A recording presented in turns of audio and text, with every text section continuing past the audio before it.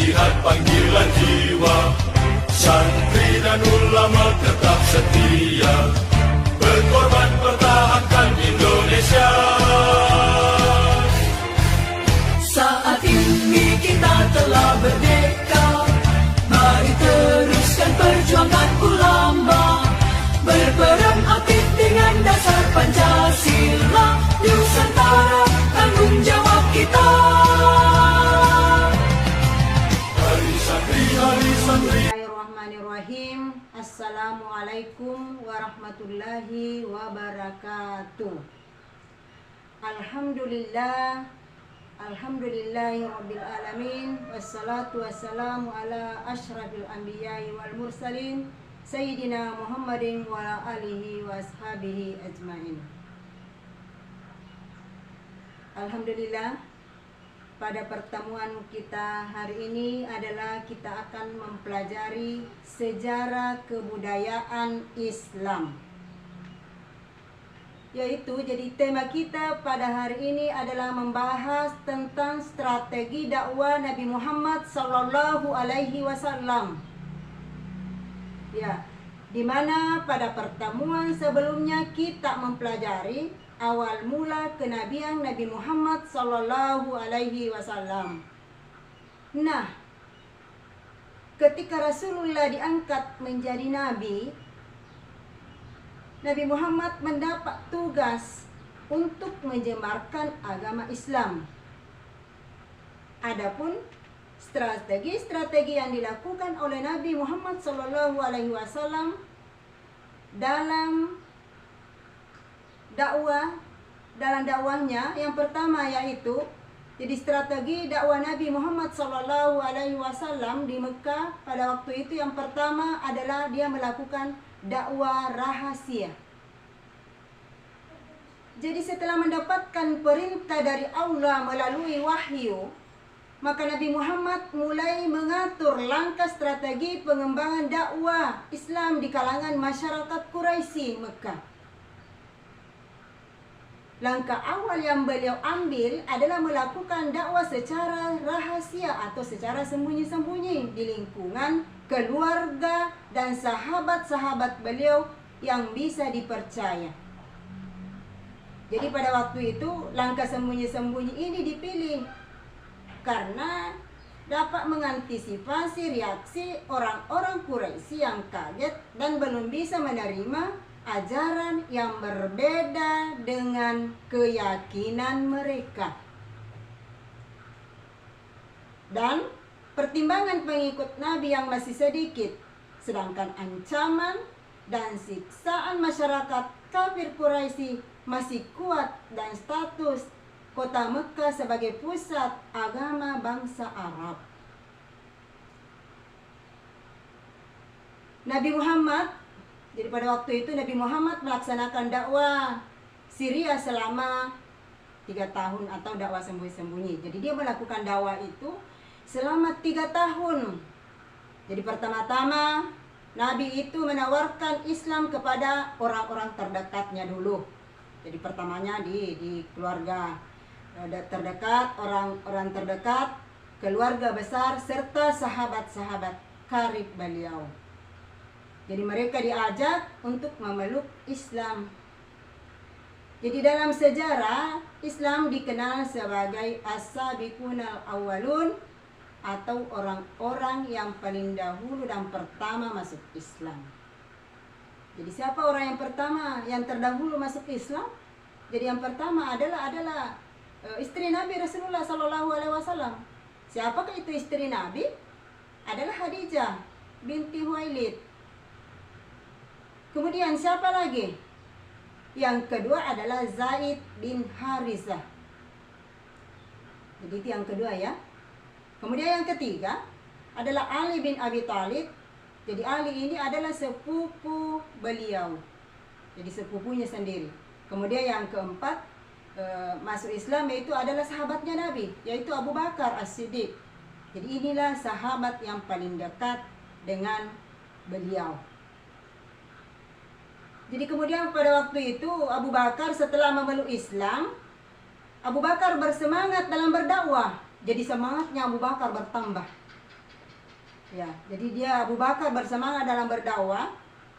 Jadi pada waktu itu mereka mengajak orang-orang masuk Islam karena memang karakter Abu Bakar terkenal sebagai sosok laki-laki yang lembut, disenangi dan berbudi baik. Jadi siapa yang tidak senang? Kemudian para tokoh kaumnya selalu mengunjunginya dan sudah tidak asing dengan kepribadiannya karena kecerdasannya, kesuksesan dalam berbisnis dan pergaulannya yang luas. Jadi itu adalah sifatnya Abu Bakar. Kemudian melalui dakwah beliau, ya beberapa sahabat masuk Islam. Jadi beberapa lagi sahabatnya ini masuk Islam. Sahabatnya yang pertama yaitu ada Utsman bin Affan, kemudian ada Az-Zubair bin Al-Awwam, kemudian yang ketiga ada Abdurrahman bin Auf, ya, keempat ada Za'd bin Abi Waqqas, kemudian yang kelima ada Talha bin Ubaidillah. Ya, mereka semua masuk Islam secara sembunyi-sembunyi. Jadi pada waktu itu masuk Islam secara sembunyi-sembunyi. Mereka menyembunyikan keimanannya untuk menghindari ancaman dari siksaan kafir Quraisy. Jadi pada waktu itu, ya. Jadi walaupun dakwah dilakukan secara sembunyi-sembunyi, jadi pada waktu itu ya, walaupun dakwahnya dilakukan secara sembunyi-sembunyi dan bersifat personal, ya, namun beritanya juga tetap sudah kedengaran oleh kaum Quraisy. Ya, tetap didengar oleh kaum Quraisy. Jadi hanya saja mereka belum mempermasalahkannya. Jadi pada waktu itu kafir Quraisy belum mempersalahkannya karena Nabi Muhammad belum menentang agama dan Tuhan mereka. Jadi pada waktu itu Nabi belum menentang belum menentang agama dan kepercayaan dan Tuhan mereka. Jadi sehingga Nabi Muhammad dapat membangun jamaah mukminin berlandaskan ukhuwah persaudaraan dan ta'awun solidaritas. Ya, kemudian turunlah wahyu yang memerintahkan Nabi Muhammad untuk menyampaikan dakwah secara terang-terangan dan menentang kebatilan kaum Quraisy dan menyerang berhala-berhala mereka.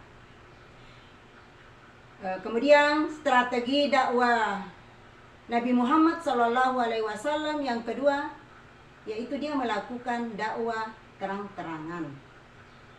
Jadi ini setelah melakukan dakwah terang-terangan, ketika perintah dakwah terang-terangan ini turun, Nabi Muhammad mengundang Bani Hashim dan beberapa orang Bani Al-Muttalib bin Al-Manaf. Ya, pada waktu itu Nabi menyeru kepada kaumnya menyembah dan berserah diri kepada Allah Subhanahu wa taala.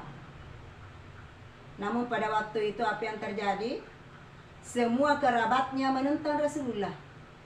Jadi sebuah kerabat menentang Rasulullah. Hanya siapa yang tidak menentang? Hanya Abu Thalib lah yang tidak menentang. Dia tidak masuk Islam, tetapi dia mendukung dakwah Nabi Muhammad SAW dan melindunginya dari gangguan kaum kafir Quraisy. Ya, kemudian selanjutnya setelah Nabi merasa yakin terhadap dukungan dan janji Abu Thalib untuk melindunginya dalam menyampaikan wahyu Allah, ya, beliau berdiri di atas sofa lalu dia berseru, "Wahai semua orang." Jadi serunya begitu, "Wahai semua orang." Maka semua orang berkumpul. Jadi pada waktu itu berkumpul, orang pada berkumpul memenuhi seruan beliau. Jadi dia sudah berkumpul pada waktu itu. Lalu beliau mengajak mereka kepada tauhid dan iman kepada risalah beliau serta iman kepada hari akhirat. Di sejak itulah jadi dakwah Nabi terdengar seluruh Mekah. Jadi pada waktu itu sudah terdakwahnya Nabi sudah terdengar di seluruh kota Mekah. Jadi kemudian turun ayat surah Al-Hijr ayat 94 yang memerintahkan berdakwah secara terang-terangan. Apa itu artinya ya? Maka sampaikanlah olehmu secara terang-terangan segala apa yang diperintahkan kepadamu dan berpalinglah dari orang-orang musyrik, dari orang-orang yang musyrik. Jadi inilah setelah turun ini ya dia menyampaikan secara ya berdakwah secara terang-terangan. Kemudian apa yang terjadi pada waktu itu? Kaum Quraisy merasa terganggu dengan dakwah Nabi. Dia merasa terganggu. Ya, karena kepercayaan mereka pada waktu itu mulai dipermasalahkan. Dan berhala-berhala mereka ditentangnya. Mereka mengakui sosok Nabi Muhammad sebagai orang yang jujur. Mereka berusaha menghentikan dakwanya dengan cara mendekati pamannya Abu Talib. Ya, mereka mengharapkan Abu Talib bisa merayu Nabi Muhammad SAW untuk menghentikan dakwanya. Tapi apa yang terjadi pada waktu itu? Abu Talib menolak permintaan mereka. Abu Talib ya, tetap menolak permintaannya mereka untuk merayu Nabi Muhammad SAW. Maka mereka pun pulang. Jadi pada waktu itu kaum kafir Quraisy pulang dengan tangan hampa sehingga Nabi bisa melanjutkan dakwah, menampakkan agama Allah dan menyeru kepadanya. Semenjak penolakan itu, ya jadi pada waktu itu semenjak penolakannya itu kafir Quraisy berusaha menghentikan Nabi dengan berbagai cara. Ya jadi dia tetap berusaha itu. Bagaimana usahanya? Kaum kafir Quraisy tetap dia berusaha untuk menghentikan Nabi dengan berbagai cara, antara lain ya pada waktu itu dia menjelek-jelekkan ajaran Islam, dia menghina Nabi, membangkitkan keraguan-raguan, menyebarkan anggapan-anggapan yang menyangsi ajaran-ajaran beliau dan diri beliau, bahkan melawan Al-Quran pada waktu itu ya. Jadi dia melawan Al-Quran dengan dongeng orang-orang dahulu dan menyibukkan manusia dengan dongeng-dongeng itu. Agar apa tujuannya dia menyibukkan itu? Dongeng-dongeng, manusia dengan dongeng-dongeng itu agar mereka meninggalkan Al-Quran dan penyiksaan terhadap para pengikut Nabi SAW. Ya, jadi pada waktu itu kafir Quraisy berusaha menawarkan untuk mempertemukan Islam dan jahiliyah. Jadi usahanya lagi kafir Quraisy, dia berusaha menawarkan untuk mempertemukan Islam dan jahiliyah. Mereka akan mengikuti ajaran Nabi tanpa meninggalkan ajaran mereka. Di lain pihak, Nabi Muhammad SAW dan pengikutnya mengikuti tata cara ibadah mereka tanpa meninggalkan ajaran Islam. Nabi Muhammad dengan tegas menolak penawaran mereka. Jadi Nabi tetap menolak penawaran mereka. Jadi peristiwa tersebut diabdikan dalam berbagai cara ibadah mereka tanpa meninggalkan ajaran Islam. Jadi Nabi Muhammad dengan tegas. Jadi apa tadi bagaimana caranya itu dia usahanya terhadap Nabi, kafir Quraisy terhadap Nabi. Nabi Muhammad juga tetap ya tegas. Ya, jadi Muhammad SAW dengan tegas menolak penawaran mereka. Jadi apapun tawarannya kaum kafir Quraisy terhadap Nabi, tetap Nabi Muhammad dengan tegas menolak penawaran mereka. Jadi peristiwa tersebut diabdikan dalam surah Al-Kafirun, sebagaimana dalam surah Al-Kafirun. Bismillahirrahmanirrahim. Qul ya ayyuhal kafirun la a'budu ma ta'budun wa la antum abiduna ma a'bud wa la ana abidum ma abattum wa la antum abiduna ma a'bud lakum dinukum waliyadin. Sadaqallahul azim. katakanlah, hai orang-orang kafir, katakanlah, hai orang-orang kafir, aku tidak akan menyembah apa yang kamu sembah, dan kamu bukan penyembah Tuhan yang aku sembah, dan aku tidak pernah menjadi penyembah apa yang kamu sembah, dan kamu tidak pernah pula menjadi penyembah Tuhan yang aku sembah. Jadi untukmu agamamu, dan untukku agamaku. Jadi Nabi Muhammad mempertegas larangan adanya percampuran ajaran Islam dengan agama lain, penolakan akan tawaran lunak oleh Nabi Muhammad SAW membuat kafir Quraisy semakin marah. Jadi pada waktu itu kaum kafir Quraisy tambah marah. Jadi dia semakin marah pada waktu itu.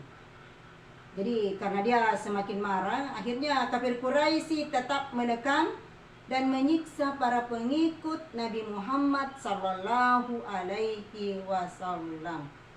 Jadi ini dia tetap menekan, jadi dia tetap menekan dan menyiksa para pengikut Nabi Muhammad sallallahu alaihi wasallam pada waktu itu. Jadi dengan berbagai macam cara. Hingga Nabi pada waktu itu memerintahkan pengikutnya untuk hijrah dan keluar dari Mekah. Jadi pada waktu itulah Nabi Muhammad Sallallahu Alaihi Wasallam memerintahkan kepada pengikut-pengikutnya untuk hijrah dan keluar dari Mekah. Ya, itulah tadi pembahasan kita tentang strategi dakwah Nabi Muhammad Sallallahu Alaihi Wasallam. Yang kita bahas pada hari ini adalah dakwah ada dua, yaitu dakwah secara sembunyi-sembunyi dan dakwah secara terang-terangan. Ya, cukup sekian, mudah-mudahan ada manfaatnya. Wabillahi taufiq wa sa'adah. Assalamualaikum warahmatullahi wabarakatuh.